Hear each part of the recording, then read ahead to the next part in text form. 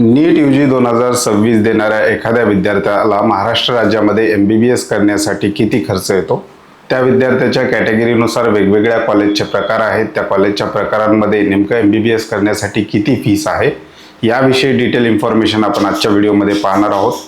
चॅनलवर नवीन असाल तर अशाच माहितीपूर्ण व्हिडिओसाठी श्री छत्रपती अकॅडमी पुणेच्या यूट्यूब चॅनलला सबस्क्राईब करा. नीट यूजी 2026च्या पेड काउन्सिलिंग सर्व्हिसविषयी अधिक माहिती घ्यायची असेल तर डिस्क्रिप्शन बॉक्समध्ये आमचे कॉन्टॅक्ट नंबर दिलेले आहेत. त्या नंबरला व्हॉट्सअप मेसेज करून तुम्ही आमच्या पेड काउन्सिलिंग सर्व्हिसविषयी अधिक माहिती घेऊ शकता. मुख्य विषयाला आपण सुरुवात करतोय. आजचा विषय आहे एखाद्या विद्यार्थ्याला महाराष्ट्र राज्यातील जो नीट यूजी 2026ची तयारी करतोय त्या विद्यार्थ्याला महाराष्ट्र राज्यामध्ये MBBS करण्यासाठी नेमका किती खर्च येतो, महाराष्ट्र राज्यामध्ये किती प्रकारचे कॉलेजेस आहेत, कोणत्या प्रकारच्या कॉलेजेसमध्ये विद्यार्थ्यांना स्कॉलरशिप मिळते, कॅटेगरी वाईज स्कॉलरशिप कशा प्रकारे आहे, याविषयी विस्तृत माहिती आपण घेणार आहोत. महाराष्ट्र राज्याचा जर आपण विचार केला तर महाराष्ट्र राज्यामध्ये प्रामुख्याने 5 प्रकारचे कॉलेजेस असलेले आपल्याला पाहायला मिळतात. पहिले आहेत गव्हर्नमेंट MBBS कॉलेजेस, ज्याची संख्या सध्याच्या घडीला 42 एवढी आहे. दुसरा आहे प्रायव्हेट किंवा ज्याला आपण सेमी गव्हर्नमेंट MBBS कॉलेजेस असं सुद्धा म्हणतो, याची संख्या सध्याच्या घडीला 25 आहे. तिसरा प्रकार आहे डीम युनिव्हर्सिटी, याची संख्या जवळपास 14 आहे. चौथा आहे एम्स, एक एम्स आहे महाराष्ट्र राज्यामध्ये नागपूर या ठिकाणी. त्याच्यानंतर एक कॉलेज आहे AFMC Pune, arm force medical college Pune. याची प्रवेश प्रक्रिया थोडीशी वेगळी राहते. याच्यावर डिटेल व्हिडिओ आपण येणाऱ्या काळामध्ये बनवणारच आहोत, त्यामुळे चॅनलशी तुम्ही कनेक्ट राहा.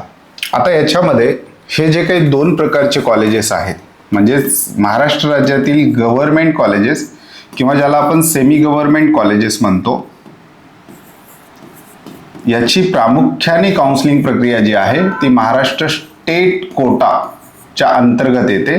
म्हणजेच गव्हर्नमेंट कॉलेजच्या 85% सीट आणि सेमी गव्हर्नमेंट कॉलेजच्या पूर्णच्या पूर्ण सीट महाराष्ट्र शासन स्टेट कोट्या अंतर्गत भरते. याची प्रवेश प्रक्रिया करण्याच्या सगळे अधिकार जे आहेत महाराष्ट्र CET सेलकडे आहेत. CET सेल मार्फत याची काउन्सिलिंग प्रक्रिया होते. इथे 2 क्रायटेरिया आहेत. विद्यार्थ्याचं डोमेसाईल सर्टिफिकेट महाराष्ट्राचं असलं पाहिजे आणि दुसरं विद्यार्थ्याची 10वी आणि 12वी दोन्ही महाराष्ट्र राज्यातून झालेली असली पाहिजे. असा विद्यार्थी स्टेट कोट्याला त्या ठिकाणी एलिजिबल होतो. स्टेट कोट्याच्या काउन्सिलिंग प्रक्रियेमध्ये मॅनेजमेंट कोट्याच्या सीट वगळल्या तर जेवढ्या मेरिटच्या सीट आहेत इथे विद्यार्थ्यांना स्कॉलरशिप महाराष्ट्र शासनामार्फत दिली जाते. महाराष्ट्र राज्यामध्ये सध्याच्या घडीला मेरिटवर ॲडमिशन झालेल्या मुलींचं जे काही शिक्षण आहे 100% मोफत आहे. याच्यामध्ये कॉलेजची ट्युशन फीस, त्याचबरोबर एक्झाम फीस मुलींना पूर्ण माफ आहे. फक्त ॲडमिशन घेताना मुलींना डेव्हलपमेंट फीस जी आहे हा एक प्रकार असतो, एवढं त्या ठिकाणी भरावं लागतं. आता मुलींना वगळून बाकी कॅटेगरी वाईज स्कॉलरशिप कशा प्रकारे आहे ते सुद्धा थोडक्यात पाहूया. ओपन कॅटेगरी असेल एखाद्या विद्यार्थ्याची, पालकाचं उत्पन्न 8 लाखाच्या वर असेल तर या विद्यार्थ्याला कसली स्कॉलरशिप त्या ठिकाणी मिळत नाही. EWS, OBC, SBC, SEBC या कॅटेगरीच्या विद्यार्थ्यांना जवळपास 50% स्कॉलरशिप महाराष्ट्र शासनामार्फत दिली जाते. अट एक आहे, पालकांचं उत्पन्न 8 लाखापेक्षा कमी असणं गरजेचं आहे. SC ST कॅटेगरीच्या विद्यार्थ्यांना 100% स्कॉलरशिप दिली जाते.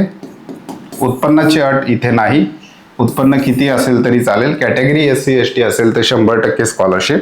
त्याच्यानंतर NT प्रवर्ग आणि VJ यांना महाराष्ट्र शासनातर्फे 90% स्कॉलरशिप दिली जाते. 10% भार हा विद्यार्थी आणि पालकांवर पडतो. साधारणतः अशा प्रकारचं स्ट्रक्चर जे आहे महाराष्ट्र शासनाचं स्कॉलरशिपच्या बाबतीमध्ये आहे. याची काउन्सिलिंग प्रक्रिया स्टेट कोट्यामार्फत चालते. बाकी इकडे 3 प्रकारचे जे कॉलेज आहेत, deem university, AIIMS, arm force medical college Pune, याची काउन्सिलिंग प्रक्रिया सेंट्रल गव्हर्नमेंट म्हणजेच याची ॲडमिशन प्रक्रिया जी आहे ती सेंट्रल गव्हर्नमेंट मार्फत MCC या ऑथॉरिटी मार्फत त्या ठिकाणी घेतली जाते. आता हे वेगवेगळे जे कॉलेजेस आहेत इकडे सेंट्रल गव्हर्नमेंटच्या अखत्यारीत ज्याची काउन्सिलिंग प्रक्रिया आहे ते डीम युनिव्हर्सिटीमध्ये सध्या कसलीही स्कॉलरशिप कुठल्याही कॅटेगरीच्या विद्यार्थ्यांना मिळत नाही. काही डीम युनिव्हर्सिटी थोडीफार अमाऊंट विद्यार्थ्यांना हेल्प करण्यासाठी स्कॉलरशिप थ्रू देतात, परंतु ओव्हरऑल जर बघितलं तर डीम युनिव्हर्सिटीला स्कॉलरशिप नाहीच असं गृहीत धरून आपल्याला चालावं लागतं. एम्सची फीस फारच कमी असते, मिनिमम फीस असते, त्याच्यामुळं इथे स्कॉलरशिपचा प्रश्नच येत नाही.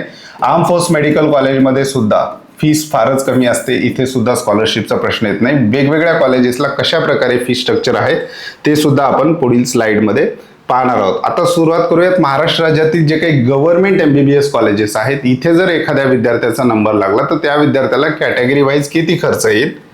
आपण महाराष्ट्र शासनाची जी काही काउन्सिलिंग प्रक्रिया करणारी ऑफिशियल वेबसाईट आहे महाराष्ट्र CET सेल, याच्या वेबसाईटवर गेलं तर आपल्याला महाराष्ट्र राज्यातील गव्हर्नमेंट MBBS कॉलेजची जी काही 2025चं फी स्ट्रक्चर आहे ते आपल्याला पाहायला मिळतील. आजच्या व्हिडिओमध्ये आपण हॉस्टेल मेसच्या फीसचं जे काही डिस्कशन आहे ते करत नाही आहोत, फक्त आपण ट्युशन फीसवर फोकस करणार आहोत. Open category mail female candidate income more than 8 lakh, म्हणजे ओपन कॅटेगरीचा मुलगा असो किंवा मुलगी असो ज्यांच्या पालकांचं उत्पन्न 8 लाखापेक्षा जास्त आहे अशा विद्यार्थ्याला महाराष्ट्र राज्यातील गव्हर्नमेंट कॉलेजमध्ये जर नंबर लागला तर फीस आहे 1,62,100. SC and ST male female candidate for Maharashtra student only who are eligible for scholarship scheme under MahaDBT. SC ST कॅटेगरीच्या विद्यार्थ्याला 10,000, VJNT 10,000, open and EWS income below 8 lakh, OBC including SBC and SCBC with NCL 10,000.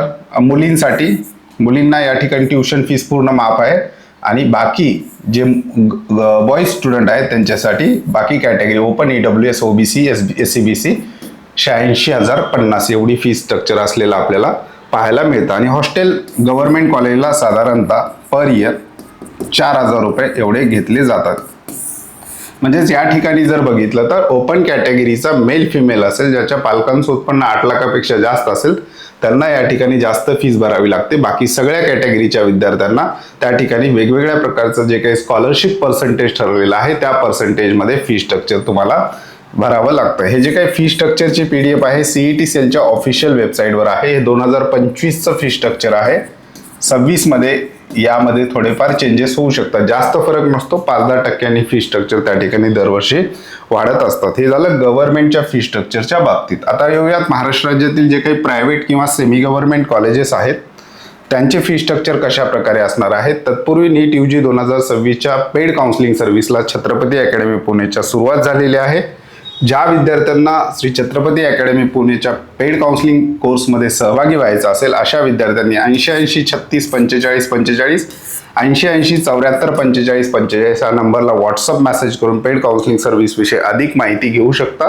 एक तर कॉलिंगवर माहिती घेऊ शकता किंवा प्रत्यक्ष ऑफिसला व्हिजिट देऊनही तुम्ही माहिती घेऊ शकता. आपलं ऑनलाईन ॲप्लिकेशन सुद्धा आहे, त्याच्यामध्ये कट ऑफच्या PDF विद्यार्थ्यांना आपण प्रोव्हाइड केलेल्या आहेत. डिस्क्रिप्शन बॉक्समध्ये ऑनलाईन ॲप्लिकेशनची लिंक सुद्धा देण्यात आलेली आहे. प्रायव्हेट किंवा सेमी गव्हर्नमेंट कॉलेजचा जर आपण विचार केला तर महाराष्ट्र राज्यामध्ये जे काही 25 प्रायव्हेट किंवा सेमी गव्हर्नमेंट कॉलेजेस आहेत याच्यामध्ये 2 कॉलेजेस, एक आहे मुस्लिम मायनॉरिटीचं कॉलेज म्हणजे जे मुस्लिम मायनॉरिटीच्या विद्यार्थ्यांसाठी राखीव ठेवण्यात आलेलं आहे. बदनापूर जालना या ठिकाणी हे कॉलेज आहे. दुसरं कॉलेज आहे वेदांता पालघर. वेदांता पालघर महाराष्ट्र शासनाच्या कुठल्याही स्कॉलरशिप विद्यार्थ्यांना देत नाही. इथे विद्यार्थ्यांना 18 ते 19 लाख पर इयर फीस भरावी लागते, मग विद्यार्थी कुठल्याही कॅटेगरीचा असो. हे 2 कॉलेजेस वगळून जर आपण फी स्ट्रक्चर बघितलं तर कमीत कमी फी स्ट्रक्चर म्हणजे कमीत कमी किती खर्च येऊ शकतो आणि जास्तीत जास्त किती खर्च येऊ शकतो याविषयी डिटेल आता आपण पाहणार आहोत. मुस्लिम मायनॉरिटी जे काही बदनापूर जालन्याचं कॉलेज आहे त्याच्यावर सुद्धा आपण सेपरेट व्हिडिओ नंतर बनवूया. जे काही मायनॉरिटी कॉलेजेस आहेत मग ते MBBS असो, BDS असो, BMS असो, BHMS असो, वेगवेगळ्या मायनॉरिटीज आहेत, त्या मायनॉरिटीजसाठी आपण सेपरेट व्हिडिओ बनवणार आहोत. आता महाराष्ट्र राज्यामध्ये सगळ्यात कमी फीसचं जे काही कॉलेज म्हणून ओळखलं जातं ते आहे doctor Ulhas Patil medical college and hospital Jalgaon या ठिकाणी आहे. या ठिकाणी ट्युशन फीस जर बघितली तर ओपन कॅटेगरीचा विद्यार्थी असेल, मुलगा किंवा मुलगी, पालकाचं उत्पन्न 8 लाखाच्या वर असेल तर जवळपास 6,27,803 आणि डेव्हलपमेंट फीस आहे 72,197 म्हणजे टोटल 7 लाख रुपये. फॉर बॉईज, मुलांसाठी, कारण मुलींसाठी एज्युकेशन तर फ्रीच आहे, ट्युशन फीस त्यांना माफ आहे. फॉर बॉईज EBC EWS जर मुलगा असेल तर 50% स्कॉलरशिप त्यांना मिळते. मग फीस होते 3,13,901 आणि डेव्हलपमेंट फीस 72,197, 3,86,098 रुपये. OBCचा मुलगा असेल तर 3,86,098. SC ST यांना फीस पूर्णतः 100% स्कॉलरशिप आहे. SC STच्या विद्यार्थ्यांना 1,500 रुपये फीस. त्याच्यानंतर BJ NT SBC यांना ट्युशन फीस इथे माफ करण्यात आलेली आहे आणि त्यांना डेव्हलपमेंट फीस तेवढी घेतलेली आहे 72,197. मुलींसाठी 72,197 आणि बाकी इन्स्टिट्यूशनल कोटा किंवा मॅनेजमेंट कोटा याच्यावर आपण डिटेल नंतर पाहूया. ही 3 पट फीस असते मॅनेजमेंट कोट्याची. ओपन कॅटेगरीची जी फीस असते त्याला 3 पट जर केली, जर इथं आपण बघितलं तर जवळपास 21 लाख पर इयर मॅनेजमेंटची फीस आहे. ही कॅटेगरी वाईज नसते. ज्या विद्यार्थ्यांनी IQ कोटा किंवा इन्स्टिट्यूशनल कोट्यामधून ॲडमिशन घेतलेलं आहे त्या सगळ्या कॅटेगरीच्या विद्यार्थ्यांना 21 लाख पर इयर मॅनेजमेंट कोट्याची फीस त्या ठिकाणी भरावी लागते. म्हणजेच जवळपास 7 लाख पर इयर पासून महाराष्ट्र राज्यामध्ये फीस त्या ठिकाणी सुरुवात होते. दुसरं एक कॉलेज घेतलेलं आहे ज्याची फीस थोडीशी हायर साईडला आहे. जर खूप महाग फीसचं कॉलेज मिळालं तर साधारणतः किती खर्च येऊ शकतो? ओपन कॅटेगरी उत्पन्न 8 लाखापेक्षा जास्त असेल तर 12,34,500. EBC मुलगा असेल किंवा EWS मुलगा असेल तर 6,83,384. OBC मुलगा असेल 6,83,384. EWS SCBC 6,83,384. SC ST साठी 0 पूर्ण स्कॉलरशिप या ठिकाणी आहे. BJ NT SBC 1,32,268 आणि मुलींसाठी फक्त डेव्हलपमेंट फीस 1,32,268. EWS OBC SCBCच्या मुली 1,32,268 आणि इन्स्टिट्यूशनल कोटा 3 पट फीस आहे. 12 लाखाच्या 3 पट फीस त्या ठिकाणी घेतली जाते. म्हणजे साधारणतः महाराष्ट्र राज्यामध्ये प्रायव्हेट किंवा सेमी गव्हर्नमेंट कॉलेज असेल तर ओपनची फीस 7 लाख ते 12 लाख पर इयरच्या दरम्यान आहे. वेदांता पालघर कॉलेज वगळून. परंतु कॅटेगरी वाईज त्या ठिकाणी विद्यार्थ्यांना वेगवेगळ्या स्कॉलरशिप मिळत गेल्या की त्या फीस ज्या आहेत त्या कमी कमी होत जातात. त्याच्यानंतर पुढे जाऊया. डीम युनिव्हर्सिटी जवळपास 14+ डीम युनिव्हर्सिटी महाराष्ट्र राज्यामध्ये आहेत. यावर्षी आणखी वाढू शकतात, सीट पण वाढू शकतात. सगळ्यात कमी फीस डीम युनिव्हर्सिटीची जी काही प्रवेश प्रक्रिया आहे ती MCCच्या ऑफिशियल वेबसाईटवरून होत असते. सेंट्रल गव्हर्नमेंटची काउन्सिलिंग प्रक्रिया आहे. इथे स्कॉलरशिप विद्यार्थ्यांना काही डीम युनिव्हर्सिटीमध्ये 2 ते 3 लाखापर्यंत विद्यार्थ्यांना त्या ठिकाणी बेनिफिट दिले जातात. परंतु शक्यतो डीम युनिव्हर्सिटीमध्ये कसलीही स्कॉलरशिप विद्यार्थ्यांना मिळत नाही असं गृहीत धरूनच ॲडमिशन करावं लागतं. सगळ्यात कमी फीसची डीम युनिव्हर्सिटी आहे सिम्बायोसिस मेडिकल कॉलेज पुणे. हे फक्त मुलींसाठी राखीव आहे. याचं मेरिट सुद्धा हे असतं. यांची फीस आहे 10 लाख पर इयर सगळ्या कॅटेगरीच्या विद्यार्थिनींसाठी. पुढे जाऊयात. आणखी 2 डीम युनिव्हर्सिटी घेतल्यात कारण सिम्बायोसिस फक्त मुलींसाठी आहे. जनरलाइज जर आपण बघितलं तर सगळ्यात कमी फीस जे काही डीम युनिव्हर्सिटी आहे Pravara institute of medical science लोणी अहिल्यानगर जिल्ह्यातलं हे कॉलेज आहे. यांची 19 लाख पर इयर फीस आहे. ही लोएस्ट फीस डीम युनिव्हर्सिटी म्हणून सुद्धा ओळखली जाते संपूर्ण देशभरामध्ये. आणि सगळ्यात हायेस्ट सगळ्या देशामध्ये सगळ्यात जास्त फीस जर आपण बघितली तर 27 लाख पर इयर आहे DY पाटील मुंबई. आता या ठिकाणी जेवढी कमी फीस तेवढे मार्क्स त्या ठिकाणी जास्त लागतात ॲडमिशनसाठी. कारण डीममध्ये फीस स्ट्रक्चरवर कॉलेज निवडलं जातं आणि जेवढी जास्त फीस तेवढं लोएस्ट मार्क्सला या ठिकाणी ॲडमिशन होत असतं. त्याच्यानंतर एम्सचा जर आपण विचार केला, एखाद्या विद्यार्थ्याला खूप चांगले मार्क्स आले सेंट्रल काउन्सिलिंगमधून तो जर एम्सला गेला तर एम्सला जर आपण बघितलं तर संपूर्ण टोटल खर्च जर आपण बघितला त्याचा कोर्सचाच तो जवळपास 5,856 एवढ्या मिनिमम फीसमध्ये एम्समध्ये विद्यार्थ्याला शिक्षण घेता येतं. टोटल खर्च 5,000 म्हणजे जवळपास 10,000 विद्यार्थ्याचं संपूर्ण MBBS त्या ठिकाणी एम्सला होत असतं. अगदी नॉमिनल फीस त्या ठिकाणी घेतली जाते. दरवर्षी काही थोडेफार फीस विद्यार्थ्यांकडून घेतली जाते पण टोटल 10,000च्या किंवा 15,000च्या आसपास विद्यार्थ्याचा पूर्ण खर्च एम्समध्ये होत असतो. त्याच्यानंतर AFMC पुणे याची ॲडमिशन प्रक्रिया थोडीशी वेगळी आहे. याच्यावर डिटेल व्हिडिओ आपण बनवणार आहोत. परंतु ज्या विद्यार्थ्यांना आर्मीमध्ये किंवा भारतीय सैन्यामध्ये आर्मी, नेव्ही, एअरफोर्स यांचे जे काही हॉस्पिटल आहेत इथे सर्व्हिस द्यायचे आहे किंवा Indian services, Indian air force service असेल, नेव्ही असेल, आर्मी असेल या ठिकाणी जर तुम्हाला जॉब करायचा असेल, गव्हर्नमेंट जॉब करायचा असेल तर असे विद्यार्थी आर्म फोर्स मेडिकल कॉलेज निवडत असतात. याचा सुद्धा मेरिट हाय असतं. मागच्या 2-3 वर्षात थोडंसं कमी राहते परंतु बऱ्यापैकी हायर मेरिटचं हे कॉलेज असतं. जवळपास 60 ते 90 हजार रुपये वन टाइम त्या ठिकाणी पे करायचे असतात. बाकी कुठलीही फीस विद्यार्थ्यांकडून त्या ठिकाणी घेतली जात नाही.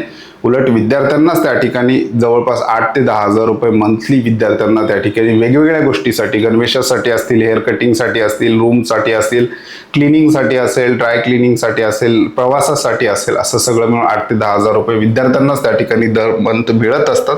फक्त वन टाइम आपल्याला 60 ते 90 हजार रुपये फीस त्या ठिकाणी भरावी लागते. याविषयी सुद्धा डिटेल व्हिडिओ आपण बनवणार आहोत. अशाच प्रकारचे महत्त्वाचे अपडेट्स तुम्हाला तुमच्या व्हॉट्सअपवर हवे असतील तर डिस्क्रिप्शन बॉक्समध्ये व्हॉट्सअप चॅनलची लिंक दिलेली आहे. पेड काउन्सिलिंग सर्व्हिससाठी कॉन्टॅक्ट नंबर सुद्धा दिलेले आहेत. फी स्ट्रक्चर यासाठी आपण घेतलेले आहेत की विद्यार्थ्यांना एक कल्पना यावी की कशा प्रकारे महाराष्ट्र राज्यातली MBBSला जर आपण लागलो वेगवेगळ्या कॉलेजेसमध्ये तर कशा प्रकारे खर्च आपल्याला त्या ठिकाणी येणार आहे. पुढचे जे काही व्हिडिओ आहेत ते आपण वेगवेगळ्या कॉलेजवर सुद्धा बनवणार आहोत, त्याच्या कट ऑफवर सुद्धा बनवणार आहोत. त्याच्यामुळे चॅनलवर नवीन असाल तर अशाच माहितीपूर्ण व्हिडिओसाठी श्री छत्रपती अकॅडमी पुणेच्या यूट्यूब चॅनलला सबस्क्राईब करा. तुर्तास आजच्या व्हिडिओमध्ये आपण इथेच थांबतोय. पुन्हा भेटूयात आणखी एका नव्या आणि माहितीपूर्ण व्हिडिओमध्ये. धन्यवाद.